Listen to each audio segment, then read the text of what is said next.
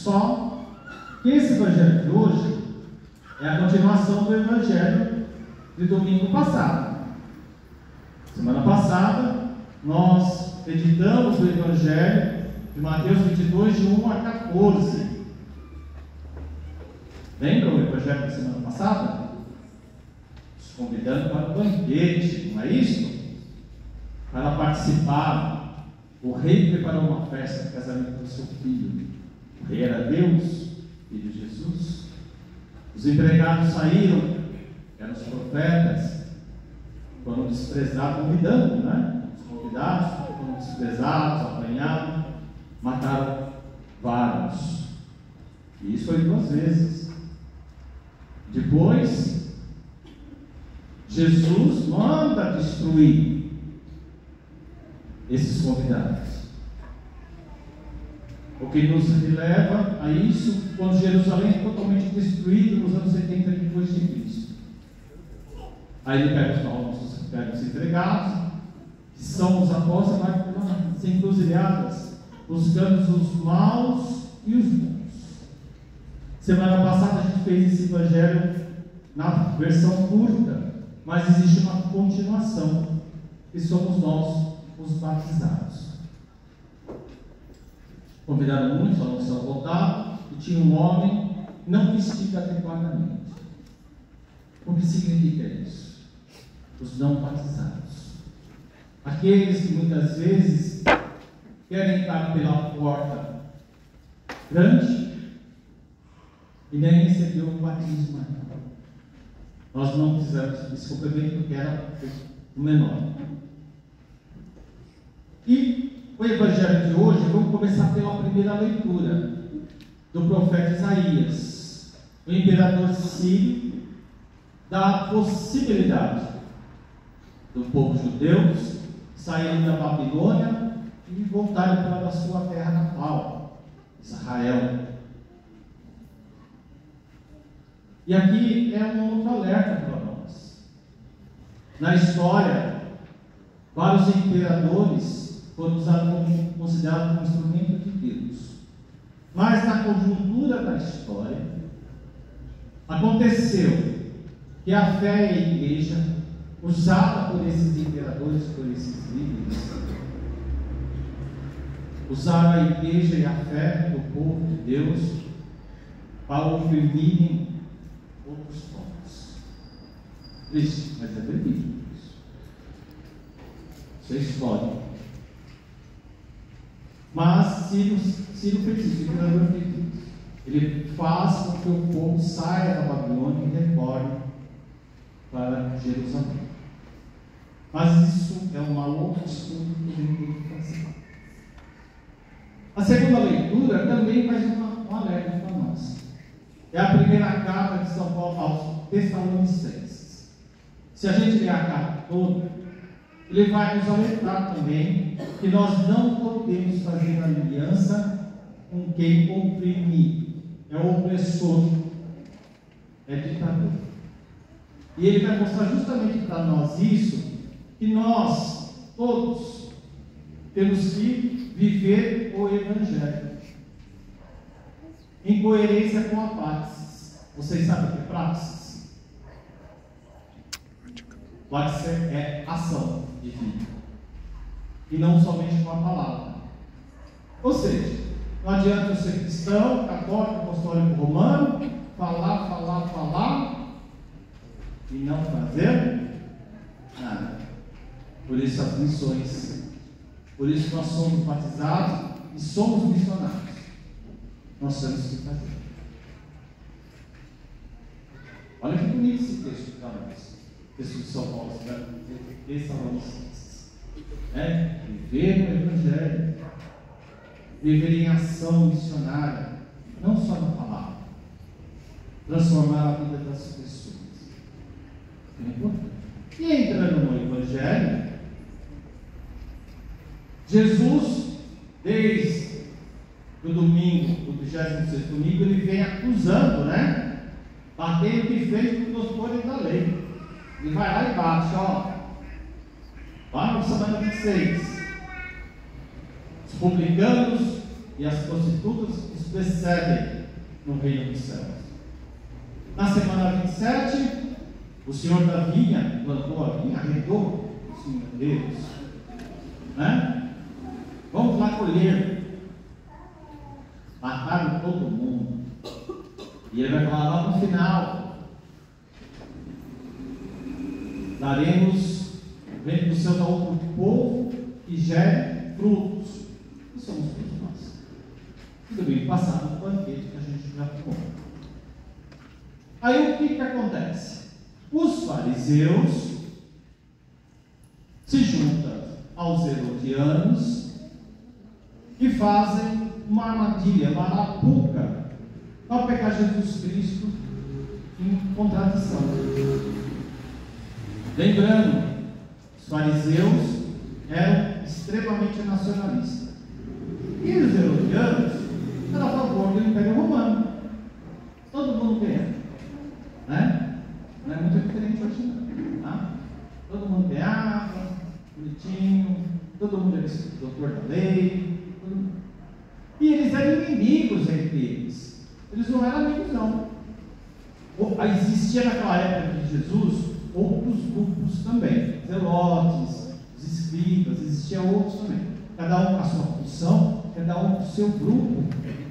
Quase ninguém se dava com ninguém, tá bom? Aí vão lá para Jesus: o senhor é bom, o senhor não joga ninguém para frente, não faz. Ele pede uma moeda. A religião judaica não aceita imagem. E Jesus está no templo. Lembra quando Jesus entra em Jerusalém e ele vai para o templo e expulsa os cambistas, todo mundo que estava lá dentro? Não podia ter isso. Na verdade, não podia ter nem a moeda com a figura de César. E principalmente com os doutores da lei. Se a gente olhar para isso, se Jesus respondesse sim, pagar imposto por imperador, os fariseus iriam condenar Jesus, porque ele apoia Roma. Se ele disser não, ele ia ser considerado subversivo, um revolucionário, e os herodianos iam entregar eles para os romanos. Mas Jesus dá uma resposta excelente. Na verdade, ele dá dois sim. E esse sim, gente, a gente pode pensar que Jesus, ele destrói essa família, essa arapuca, e ele dá um retorno para nós, um passo à frente para todos nós. Como a gente entendesse se é possível, se é viável separar política e religião. Mas a gente vai ver mais para frente. Se a resposta de Jesus, ela mostra que a moeda de César, a figura, é a coisa do mundo. É o dinheiro, é o carro, é o que você tem. Qual é o teu Deus? Porque o César se considerava Deus. E quando a gente vê isso, e hoje, como o mundo nessa caminhada, hoje tem vários debates, né? Questões delicadas sendo faladas para todos nós. A liberação do aborto, a liberação da eutanásia, a liberação das drogas, a liberação da liberdade total. Mas por que isso? Porque tiraram Deus da vida, tiraram Deus da criação de vida, tiraram Deus da palavra de vida. E essas pessoas que debatem isso, que querem isso, é por vontade própria. Elas se equiparam a Deus. É como os fariseus e herodianos. Eles tinham poder, e queriam pegar Jesus em contradição. Está condenado. E aí morre o perigo para todos nós, da nossa vida. Porque quando a gente deixa de olhar para Deus, olhar para a criação, olhar para o alto, nós nos destruímos, nos estragamos totalmente. Dai a César o que é de César, dai a Deus o que é de Deus. Todos nós, meus irmãos e minhas irmãs, nós somos criados à imagem e semelhança de Deus.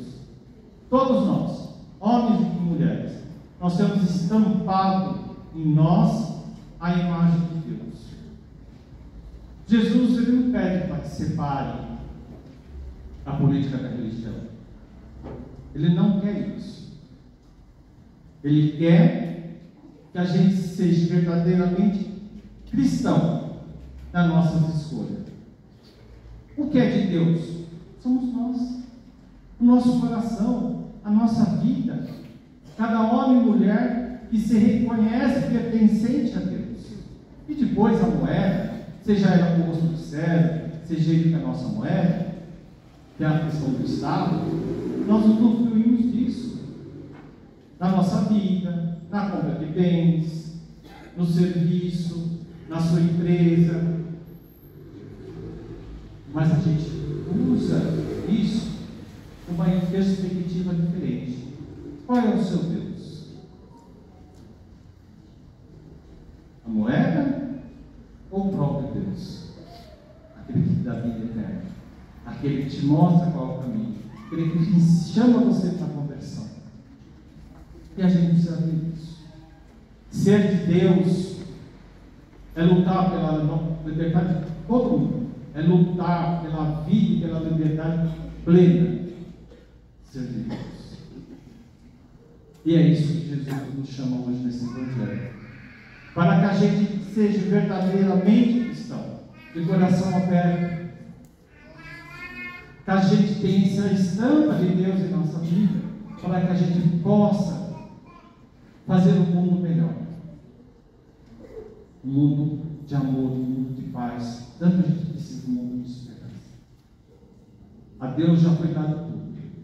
A nós devemos transformar a nossa vida no louvor e na glória de Deus. E quem se afasta de Deus não conhece a verdadeira felicidade.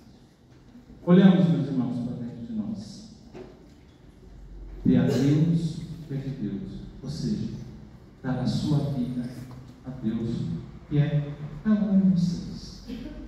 Se nós somos a imagem estampada de Deus, nos doamos para o próximo.